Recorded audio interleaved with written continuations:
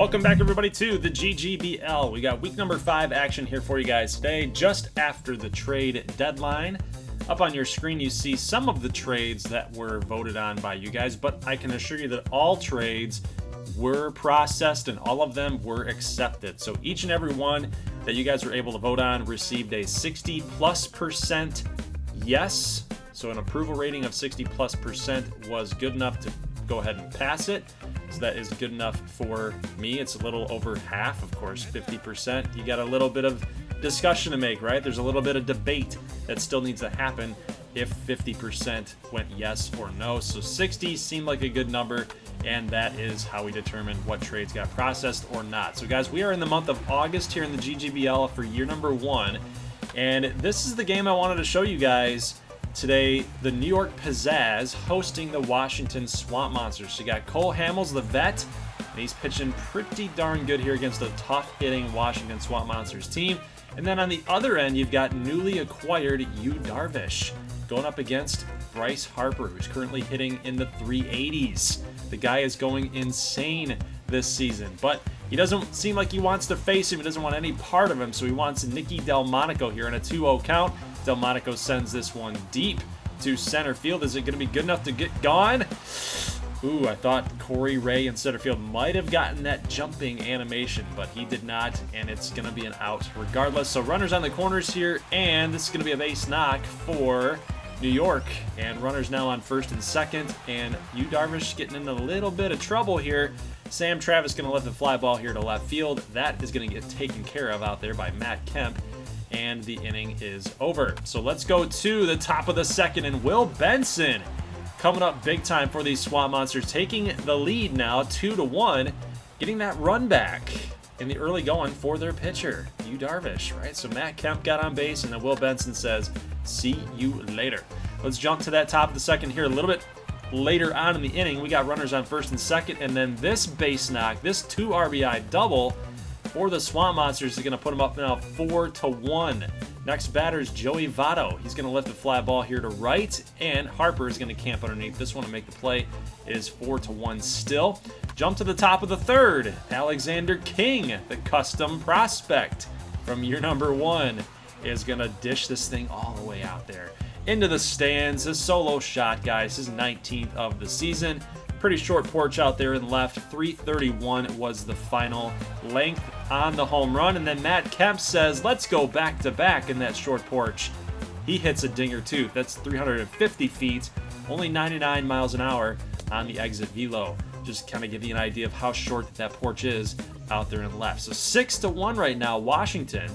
We'll jump a little bit ahead here as Ruby De La Rosa comes on in the top of the 4th inning, and Corey Ray sends a deep shot here to deep center field. He's going to get in on the home run parade.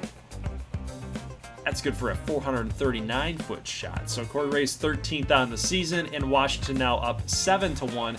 Let's go to the bottom of the 4th inning here as New York is trying to claw their way back. That's a good start. They get a base hit here. Now here is Trevino going to get a walk, and that's going to lead to a Jake Hager 0-2 count. He swings and misses. Darvish sets him down swinging. Next batter up, we got a 1-down situation. Little base hit. No, it's going to be caught here by Corey Ray. He fires it up to third. Nobody's advancing on that gun. And next we have a 2-out situation here in the bottom of the 4th. Ground ball to Brock Holt. Flips it over to second, and the play is made. And again, New York can't get anything going on offense. They've had a couple chances here against Yu Darvish, but they can't capitalize. Let's go to the bottom of the 5th here. So Harper is going to actually strike out on a pretty bad swing, and then Nicky Delmonico says, we're not done quite yet. We're not done quite yet. He's going to hit a solo home run on an 0-2 count nonetheless. So no small ball approach, no contact approach by Nicky Delmonico. He was going for the seats all the way. Quick scores. Longoria, ground ball here to Brock Holt. He's going to get the nice play. Nice little diving play there. Going to toss his batter out. Griffin Jacks comes on in here to pretty much just be the bridge guy. Get us to the 9th inning and shut this thing down for Washington. But in the bottom of the 6th inning, we got a base hit, a leadoff double for New York. They are not going away. Not going away for Griffin Jacks. You got to take care of these guys. Trevino is going to get a base knock here. Good effort there by shortstop Reinhammer, and it's going to be a base knock, guys, for an RBI. So 7-3, base knock here yet again. So right in between third and short, and they're not done. They're not done. They're going to continue on this push, guys, against Griffin Jacks. 3-1 count here. 7-3. A home run could get it 7-6. But now we got a bad situation here for your Washington fan. It's 7-3. A home run, a grand slam could be 7-7. Bryce Harper going way back. Go deep. But Corey Ray is going to camp underneath this. An RBI will score, though. That's a sac fly RBI. It's now 7-4. Nicky Delmonico coming on up. Can he hit another home run? He's going to go to the opposite side of the field here, right in front of Matt Kemp. A run will score. It is now 7-5 in the bottom of the 6th inning. So again, New York putting the pressure on Washington. Jeff Brigham is going to come on in now, try to shut the door. Evan Longoria. Bad swing. Bad swing. You got to keep yourself in it. You got to keep yourself calm, cool, and collected in those pressure situations. And a guy like Longoria has had his fair share of clutch ABs in his past, just couldn't do it here. Joey Votto comes up, and he's going to hit a base hit right over top of Bryce Harper. He gave it everything he had there, but no dice, and Votto is going to get in with a double. Next up, we got Brandon Lau. He's going to take it. Just take it. Didn't want to swing. Didn't like it. Didn't want it. Alexander King, though, he's already got a home run today, and he pimped this one, man. 9-5 is your score after that 2-run shot, and that one was an absolute no-doubter. That's number 20 for Alexander King, and now Anthony Kay comes on with those glasses, man. Ooh, okay, so he's got a little swag going on here. 10-6, so New York will end up scoring a run, but the top of the 9th inning, Kay makes the nice little play there, and Washington will get the win. Darvish, with his first win, coming over to the All-Stars League, the AL, compared to where he was before, the NL, the Naturals League. He was pitching for the Philadelphia Flight. So I like how his glove matches too, by the way. It's now it was green with the Flight, but not the right green. But now it's the right green with the Ball Monsters. Either way, Darvish gets the win, guys. He was pitching good, and Alexander King would be your player of the game with 2 home runs. All in all, good little showing there from Washington. They continue to be a team that I like. I love their offense. I like what they do on that end, and I think that shoring up the pitching staff with you, Darvish, is really going to help them out here. So let's get into the next matchup here. We got the New Orleans Swing against the Houston Copperheads. Now, the Swing were actually in first place all season long. Things have changed. Trevor Bauer is still pitching really good for the Swing, but really it has to come down to how good the Copperheads have been playing. So they are actually buyers at the deadline, and in this game we have Asa Lacy for the Swing taking on Hyungjun Yang, who was a former Wisconsin Maple. So we've got 2 newcoming pitchers here going up against each other. And so far, Yang gets out of a little tiny mini jam there with a runner on base. Now Asa Lacy, we get our first look at him in a New Orleans Swings uniform. That's all good, going to get on with an infield single. But take a look at this effort play out here. The Swing outfield is making plays. Gotta love that. First out of the inning, help your pitcher out, help your newcoming pitcher get a feel for this team, right? Gotta love that play. But Denzel Good gonna get a single and a stolen base, so he's now on second. Swing and a miss by Yastrzemski. Now Josh Donaldson comes up, he's gonna strike out as well. The lefty, Asa Lacy, gets out of the first inning relatively easily. So Hyungjun Yang and Asa Lacy both giving up a hit apiece. But Yang here going to strike out a batter.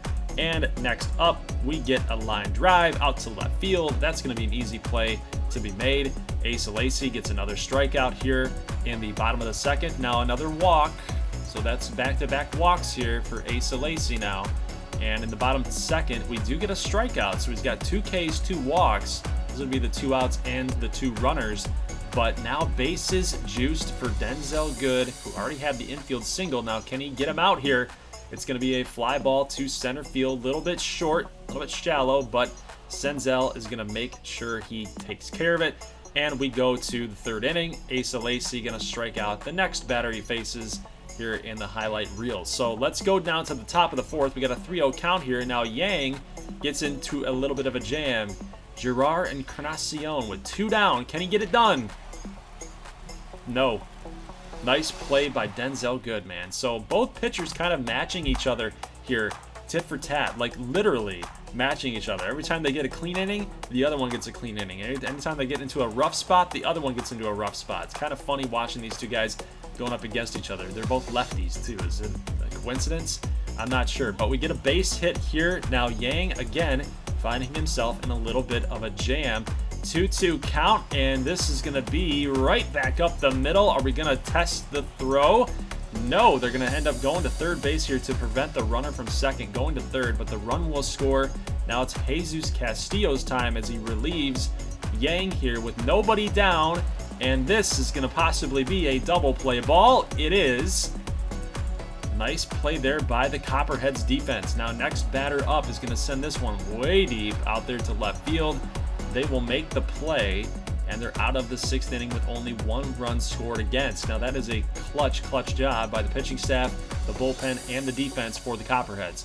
Asa Lacy now with a lead, 1 zippo. He strikes out the next batter here, the leadoff batter in the 6th, and now we have a situation where we almost had a solo home run, but great play out there in left field to make the play at the top of the wall. Could have possibly robbed the home run there. Lacy will get the second guy out, the third guy out, I should say, to end the inning. 1-0 lead here still, and we'll go to the 9th as the Swing take care of the Copperheads here in this matchup. And it was kind of an upset because Houston is actually in first place. Now the Swing are actually making a push. Remember, they were in first place all season long, and now kind of falling off a little bit. 3rd place, 4th place, kind of bouncing back around there between that mediocre level of baseball. They're starting to pick it up here. Could this be a sign of things to come now that they dished away Rick Porcello? Are they going to get a little bit of extra something from the young guy, Asa Lacy? We'll have to find out. But speaking of teams that are kind of surprisingly making a playoff push, like we just talked about with the Swing, the Boston Revolution are quietly putting together a very nice season. Now, if they can win this series, that sets the tone right after the trade deadline. They made a couple moves. They grabbed Miles McCollus, who we're going to see in this matchup. But Bowden Francis for Indiana just struck out the side in the top of the 1st inning. So you know what? If you're Boston, you got to get it going here, man. I mean, this is a key moment in this series. The opening frame of the series. You got to get this W, and you got to really set the tone of the series against a pretty lowly and incompetent team in Indiana. You got to get it done. So Bowden Francis, though, struck out 4 batters in a row until that base hit. Now get a full count here. Going to try to bloop this one to right. It's going to fall in, and the runners will advance just 1 base there. We got runners on 1st and 2nd here, and this is going to be a base knock up the middle. Runner will score from 2nd all the way to home as we get the runner here to 3rd. Now runners on the corners here. We've got a situation, 1-1 count, 2 down, and almost the play out in left field. They can't grab it, and that's going to lead to 2 runs. It is 3-0 Boston. Robbie Grossman comes up. He's going to lift this thing to shortstop. That's Servideo.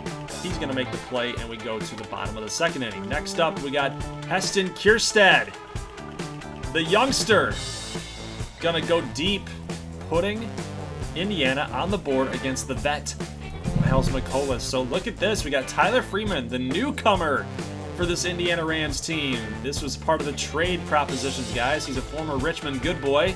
Not getting a ton of playing time, and he makes this one count. His next at bat here for the Rams. He's going to get a double here. He's on 2nd base. We do get a walk if you're Indiana. And after this base hit by Servideo, you got bases loaded. This could be a double play opportunity for Boston, and it is. They convert it, but the run will score. It's now 3-2. Nate Lowe comes up and delivers the game-tying RBI single. It's now 3-3 in the bottom of the 3rd inning. So Indiana has crawled all the way back. Now you got Kierstad again coming up with another extra base hit. That's a right center gap shot, and they're going to test Nate Lowe's running speed all the way from 1st to 3rd to home. He's going to score. It is 4-3 Indiana. 1 down here. Oh, that's a terrible play, man. As an outfielder, that makes me mad. That makes me mad. Jonah Heim gonna strike out here. 2-1 count, 2 down. Fly ball to left. Indiana will make the play, but man, oh man, you got to make that play if you're in the outfield. You got to show a little bit of willpower, man, a little bit of fight, a little bit of pride out there. Got to make that play. Line drive here to Asuaje, gonna make the play. Still 4-3 game here, top 5. Carlos Correa, no base hit, but Asuaje throws it into the stands. Throws it into the stands, and we have now a runner on second here, but Servideo gonna make the nice flip over to Nate Lowe. Nate Lowe, get those guys screwed up all the time. Brandon Lowe, Nate Lowe. There you go. Tyler Freeman comes on against Tom Eshelman, and he's gonna deliver a base knock on the line. It's gonna be an RBI double right by the line, just a little looper.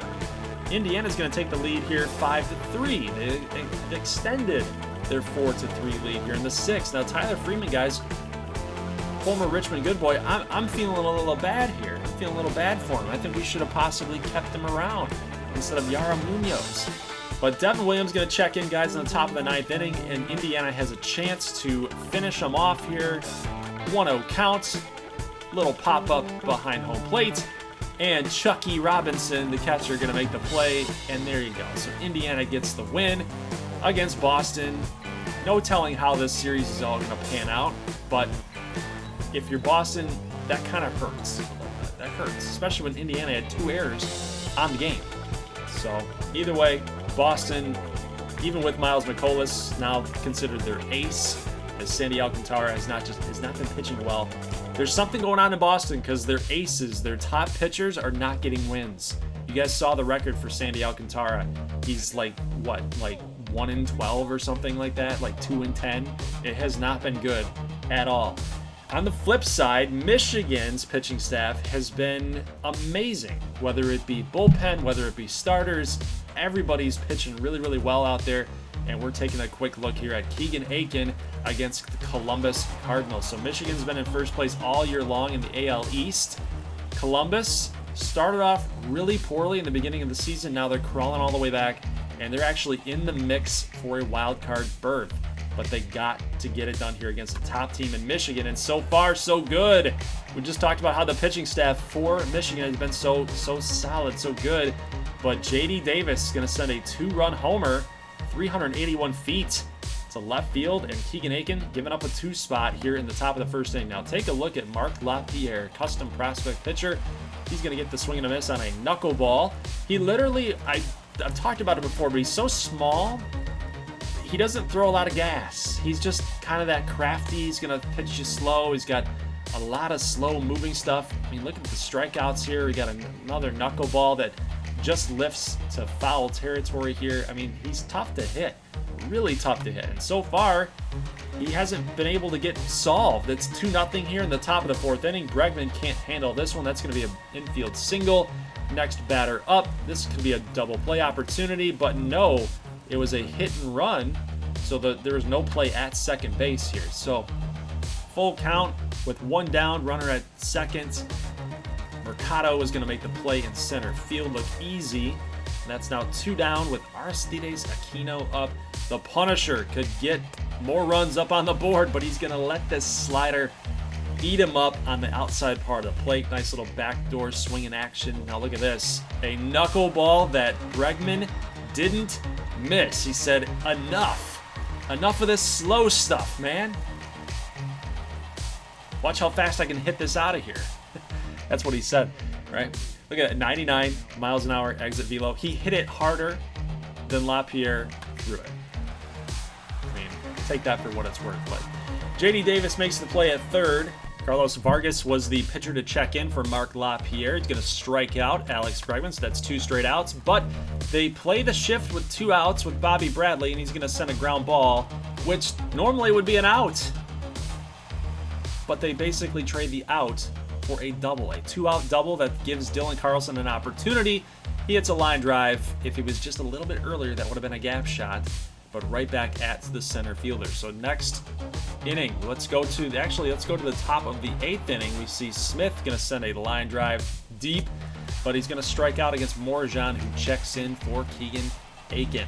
Next batter up, we get a ground ball base hit right back up the middle.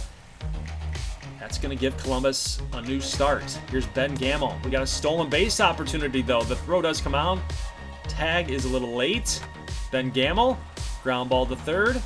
Bregman, easy throw, back to first. Now Michigan has an opportunity here. Carlos Vargas is still out there in the bottom of the 8th inning. We get J.D. Davis coming in, playing the bunt on Perdomo. Runner will advance to third. Now Bregman, already 1 for 3, could drive the runner in with just a single, and he does. There's no way that right fielder Aquino could throw him out. Absolutely not. And Robert Stock is coming on in here with a lead. We'll jump here to 2 outs in the top of the 9th. And that is going to do it. So Michigan still continues to win in gameplay. They're just so tough. They're so tough, man. They're so tough to beat. On 4 hits, Columbus's pitching staff held this offense to 4 hits. And yet Michigan was still able to find a way to win this thing. It's unbelievable, man. They're just a very, very good team. A team that you got to watch out for if you're possibly going to make predictions in the weekly fantasy challenge when we get to the playoffs, guys. So keep in mind, if you want to compete for prospects for year number 2, that's how you do it. All right, let's go to this game here, an NL East matchup between Philadelphia and Carolina. Carolina currently in first place in the NL East, and then they're playing against a newly revamped and a new look, a younger look, Philadelphia Flight Squad. They've got Gordon Rosens that they acquired in a trade. He's going to ground out here against Samardzija. We've also got, of course, we talked about Yu Darvish. We saw him the first matchup today in this highlight reel. He's now a member of the Washington Swamp Monsters, so he's no longer here. But so far, against Jeff Samardzija, this little youth movement here in Philly, not looking too bad, guys. Not looking too bad. Luis Aviles Jr. going to get a ground ball to second in a bases-loaded situation. Jeff Samardzija, one of the trade pieces that Carolina acquired from Minnesota, comes through in the clutch. Now Josh Ockamy continues to hit dingers right over Big Blue. If you guys haven't checked out the All-Star Game festivities, that upload, that was a fun one, so make sure you guys go check that out, because Juan Soto and Josh Ockamy, man, they are going over Big Blue. They said, you know what, we've seen it, we've learned how to get over that big wall, and that's leading to a lot more run production. Even batting average, too. Soto's up there now among the top batting average getters in the league. Let's go to the top of the 4th, but Soto, defensively, I don't know what he was doing out there. Not a good look there, Juan. Not a good look out there. But let's get back to the action here. Top of the 4th, we got Seiko Ichiman, custom prospect, making a nice throw over to first, getting the out. Ockamy with a little line drive. Catches this one on the line. Strike 3 swinging. And yet again, Carolina gets out of a little sticky situation here. Here's Aviles Jr. going to send a long fly ball to deep left field, but Pedro Leon is coming on over, makes the heck of a defensive catch there, guys. So Carolina is currently shutting out Philly, and it seems like every time Philly has a little something going, they get a clutch pitch from Samardzija, they get good defense out there, other than Juan Soto's play. But look at this play. Almost got him. That was Cody Hosey. And on a 2-2 count, take a look at Pedro Leon's defense yet again. This guy, his speed out there in left field is really allowing him to get down and track those baseballs, man. That's good defense out there in the outfield. We got Juan Soto coming up, and a little ground ball here to pitcher. Not going to get it over to first in time. That was Tanner Huck. He is going to get pulled for Hobie Milner. Ockamy. Ground ball to third base. Back to second. Over to 1. They're only going to get the 1. We're still here in the bottom of the 6th inning, guys. Take a look here at Seiko Ichiman. Going to lift a fly ball. That's not going to get the job done, is it? Nope. Good play out there in center by Brett Phillips. Good job there. I mean, it's 3-0 game. You're still in striking distance, but Seth Mahias Breen, one of the June call-ups here for Carolina, going to send this over the fence for a 2-run shot. That's his 7th on the season. Looks like a good call-up to me. He might not be having a good batting average right now. I think before that hit, he was hitting 199. But offensively, I mean, he's providing a little bit of pop, too. I mean, with that batting average, it's like Adam Dunn.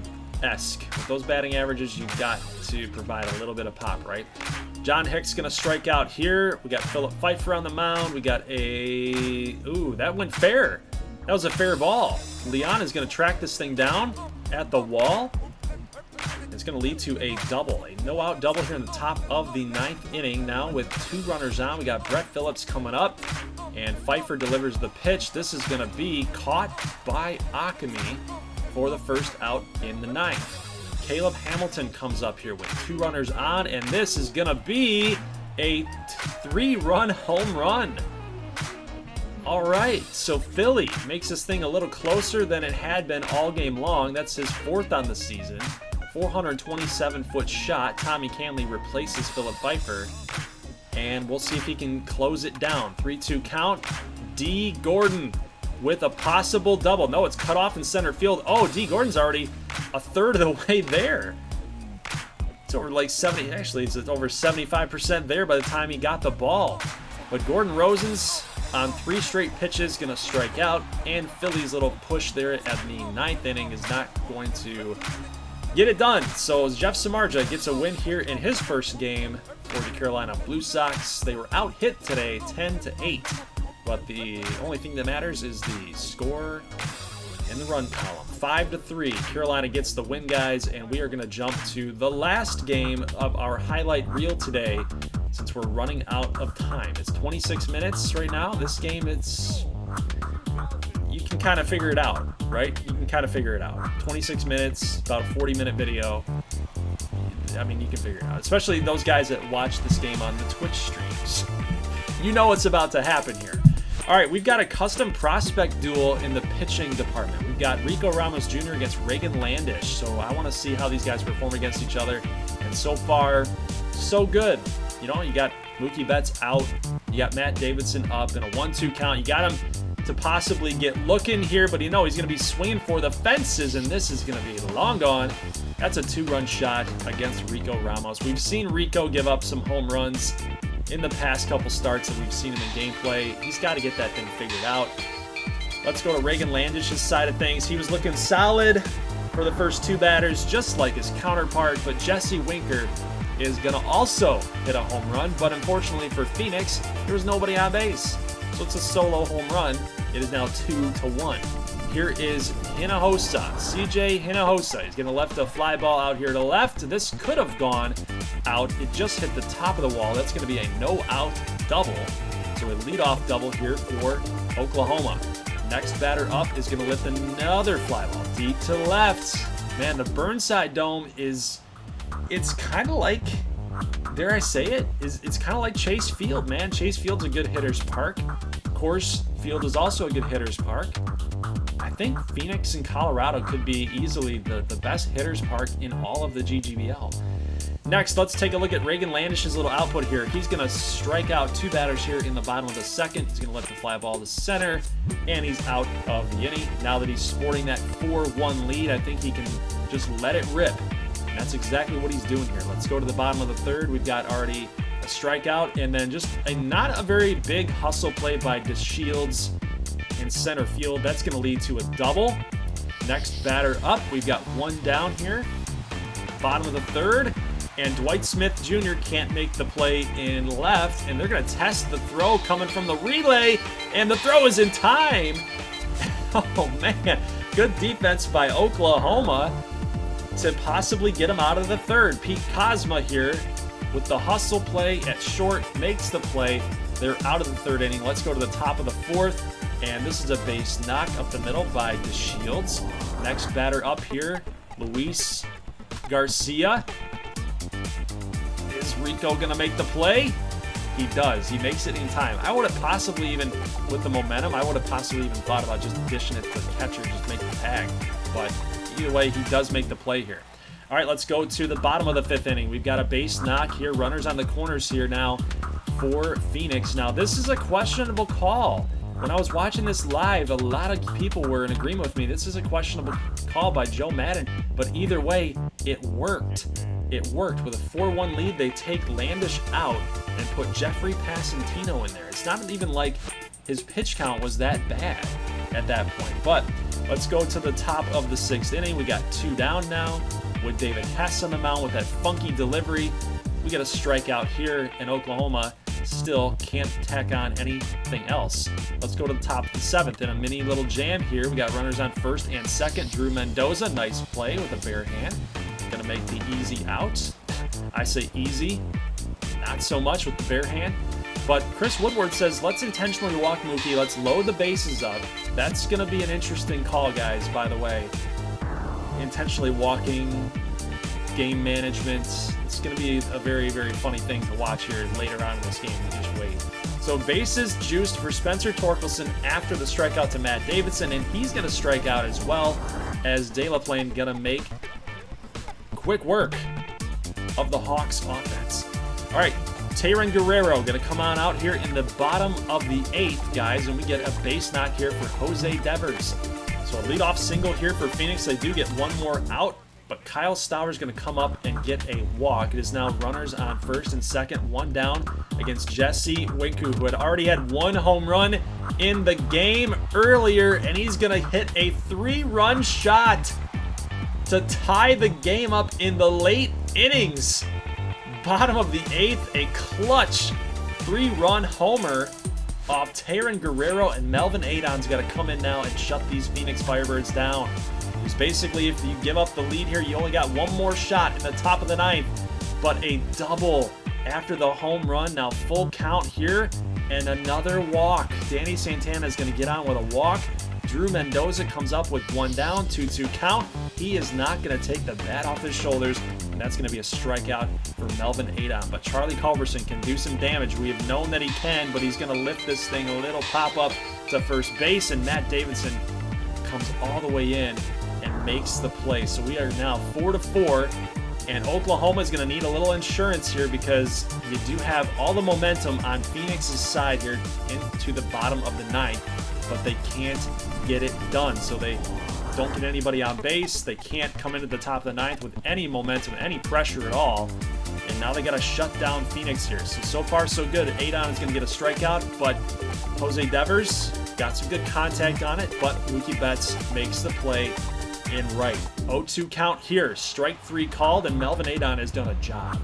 He has done the job for this Oklahoma Hawks bullpen here. So we're going to extras. Got Darius Valdez on the mound, getting into a little bit of a jam here. 2 runners on, but the play will be made, and we're going to jump all the way to the top of the 14th, guys. If you want to see the full game in action, please go to the purple platform. You guys know what I'm talking about.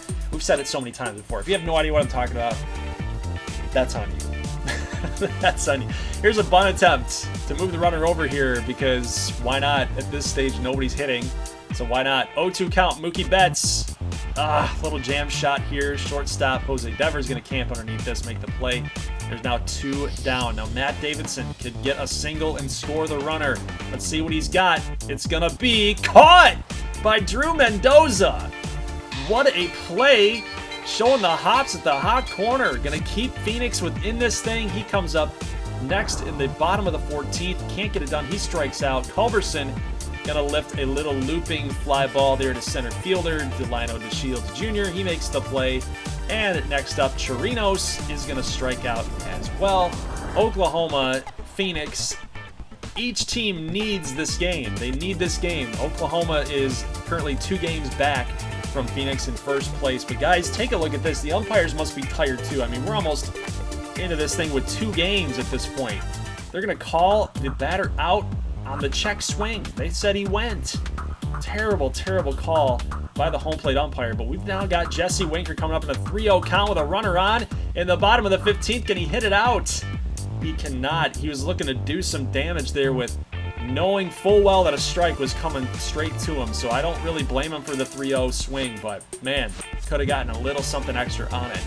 Let's go to the top of the 16th with 1 down. It was a full count swing. That's going to be a double. Pete Cosman comes up with 2 down, and that's going to be a strike 3 swing and a miss, guys. We are now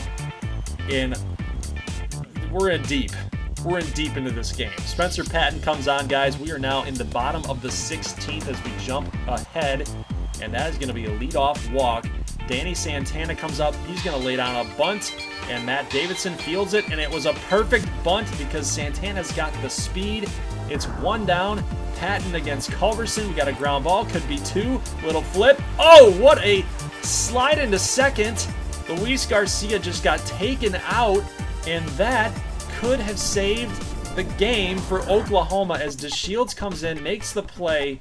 Oh my goodness. So they got 1 out on the play, guys. 1 out, but that was a huge out to go get. And let's jump here to the top of the 17th. We've got runners now on the corners after this slide by Mookie Betts is in safely. That's aggressive base running right there. Now with bases loaded, all you need is a fly ball. CJ Hinojosa, what have you got? A squeeze? He missed it, and Mookie Betts is called out at home as they had the steal on. They had the squeeze play going, and the strikeout by the next batter here for Oklahoma. I didn't catch the name because of all the commotion that's happening right now in this commentary. How do you call a squeeze play with 1 down? Just get the fly ball. I think Hinojosa was like 3 for 7 in this game. Like, let him swing the bat. Oh my goodness. But Jesse Winker next in the bottom of the 17th, excuse me. Man, this commentary, whew, things are flying. Jesse Winker gonna draw a walk here. And what is this? In an extra inning games where nobody's hitting, they pinch run Winker for Logan Davidson. Your run doesn't even matter at first. The run on second matters, and Mookie Betts knows that. It's a throw to home. Could be the game winner, but no. Mookie's going to gun the runner at home, and we continue on with extra innings. Oh my goodness. Colin McHugh going to strike out DeShields, and Luis Garcia comes up and hits it back to McHugh. He's going to make the throw to first, and guys, we are now going to the bottom of the 18th inning. God, an 18th inning, guys. And this right in front of Dwight Smith Jr. to the side, I should say. It's going to be a 1-out double. Now we get Nunez up. This is going to be could have been a hit right over DeShields' head, but he's so good defensively out there. We're going to the top of the 19th. Yes, the top of the 19th. This is Corey Knable's going to strike out the first hitter here. Now Mookie Betts comes up in a 1-2 count and hits it hard. Line drive over Andy Burns. And that's going to be a home run, a solo shot. Mookie's 22nd on the season. Not only does he come through defensively, he comes through offensively here for Oklahoma. But Brian Sammons, you got to do a job now. And with that walk is going to lead to a stolen base. Then you walk the next batter. Not a clutch performance here by Brian Sammons. He's got to get it together here. So here comes the pitch 2-2 to Drew Mendoza. That's going to be right in front of Smith. It's going to be a base hit. They're going to challenge the throw coming into home. Slide. Safe is the call. It is now tied. Billy Burns, ground ball. Could be 2. Here comes the throw from Cosma to Garcia, but they're not going to get the runner. Burns at first. Runner's now on the corners. Do you think about intentionally walking here? I would have intentionally walked. I don't know what they're really doing here. A slow chopper? You got to go home at that point. You can go home, go to first. There's options. There's opportunity here to get a double play. You got to get force out situations here. I know the double play is still in order right now with 1 down on the corners, but man, oh man, 0-2 count here. And a wild pitch is blocked, but the throw comes down to second. Now you've got to intentionally walk, right? They bring the infield in. Garcia, you got to throw home. He throws to first. What? He throws to first, and Phoenix is going to walk it off. What was that? Joe Madden is beside himself. Let's take a look one more time at this play. So I know that this is such a tough play to make. Not only did you just get there to get the ball, your legs are underneath, not really underneath you at that point. You're trying to like control yourself. I don't know if you would have had to throw at home, but you have to throw there. That's the game. But take a look here, guys. One of our viewers mentioned that the umpire was in the way. He was totally in the way, and I'm looking at you, dude. There's no way that Garcia could have made the throw if he would have hit the umpire in the head. Yeah, we're looking at you, man. Controversy abounds with you. What was your stake in this game, sir? Take a look at his hands. Oh, I screwed up, didn't I? Yeah. Yeah, you really did, dude. You're probably fined by the GGBL commissioner. I don't know what the throw was from Garcia, guys. You got to go home in that situation. I get it, it's a video game. I'm trying to come up with scenarios here to make you laugh. But, dude, you got to throw home. I don't even know if they would have had the runner out at that point at home. I think he was clearly safe at that point. Even if the throw had come in, you could throw it like 100 miles an hour. I think the guy was safe there, right? So, either way, it's a do-or-die play. You got to go home. First base does you nothing at that point. So, not sure what the play was, not sure what the rationale was, but from Luis Garcia there. But either way, guys, long game, very long game. But either way, it was very dramatic. And I'm looking forward to seeing these two teams play again down the playoff stretch. So, guys, two games that I wanted to show you, but I just couldn't fit them into this video, especially with this long one. And it was so dramatic and it was so good. But the Sting ended up beating the St. Louis Maroons. You guys, again, can go check that out, the full game on the Purple platform if you'd like to. The San Francisco Grizzlies beat the Richmond Good Boys in gameplay, so we couldn't get it done either in gameplay. And our pitching just couldn't hold down the long ball. That's all that they did against us, just hit the long ball, long ball, long ball. It was just a long ball show, man, and we just couldn't stop it. So Clark Schmidt was like 14-5, I think, on the season. I mean, he was pitching insanely well. I put in Neo Zamora at one point, and Christian Yelich hit a 3-run jack. So it's just like, man, oh man, they couldn't stop hitting, and that's one thing I've feared about San Francisco for quite some time. And Will Till, of course, was amazing in that game. So if you want to check that thing out in full, make sure you guys go check out on the Purple platform. It's there. It'll only be there for a limited time, but again, I wanted to show it to you guys. It's just 41 minutes long. I just couldn't get these games down enough. A lot of things were happening. In order to get fully immersed into it, you gotta try to cut down to the best highlights, and just a lot of games in action today. So take a look at the standings. You guys saw the NL East. You guys saw, I believe, the NL West at one point. The Copperheads are still in first place. In the Central, they're holding off the Hatters. Let's actually go to the NL West, by the way. And the Grizzlies are currently 9.5 games back from the Knights. And I don't think they're going to catch them, but they could possibly catch a wild card position, maybe. They're 66 and 66, so they're continuing. Even though they destroyed us, they're still playing 500 level baseball, but the Coyotes are still playing well, 10 games above 500 at that point. And I think that the Coyotes should easily make the playoffs. So I just want to end today's video off with the standings, guys. As you see, the good boys are in first with the wild card 1, Coyotes wild card 2. We've got the Moonshots, a game and a half back from getting a wild card spot here. So we'll show the standings, little update to finish this video off, and then of course in next live stream I'll give you guys kind of an update on what the statistics are looking like who's doing what, so on and so forth. But I do show the stats at the very end of the Good Boys matchup over on that Purple platform, so if you want to check that out in full, you can go do that. Either way, I'm going to show it to you guys in the next video. So AL East, the Mallards are still on top, but the Pizzazz are right behind them. So this is kind of funny, right? So a Michigan team, I remember this very, very vividly, a 2006 Detroit Tigers team. First place all season long, especially like after April. They were first place all year long in that Central Division in 2006. Now another Michigan team, first place all year long, but now we're in September, and another team's coming from the back, and they're saying, nope, we can easily take this division from you. So a half a game is the difference between the Pizzazz and the Mallards. So that's going to be interesting to watch how that unfolds here in September. Let's go to the Central. Still, the Breeze are in first place. They're 79 and 35. This is the best team in the GGBL. Change my mind. I've said it before that I think Michigan is, but man, dude, Chicago is so good. They've been in first place all season long. They've been playing really, really well.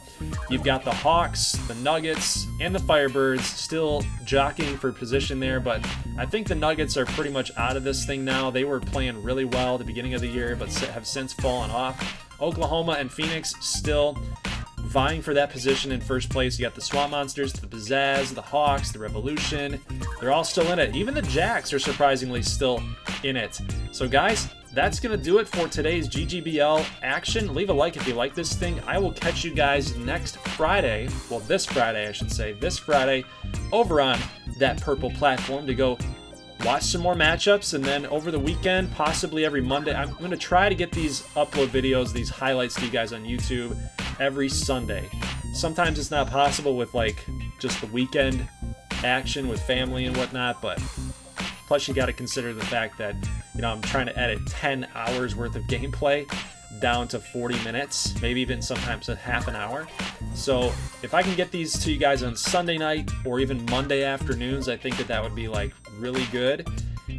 Maybe even try to push it to Tuesdays. I could possibly get it to you on Tuesdays, which would probably be more reasonable. But either way, guys, leave a like if you like this thing. Let me know in the comment section who you think have really impressed you. What teams do you think are really going to make a stance here, really make a push in September, either make the playoffs, get into the playoffs, and make some noise? Like, let me know in the comment section, guys. Leave comments. I love to read your guys' comments and see where you guys' heads are at with this series. So guys, again, thank you for watching. I'll catch you over on that purple platform on Friday, and I will see you guys in the next one. As always, thank you for watching, and peace.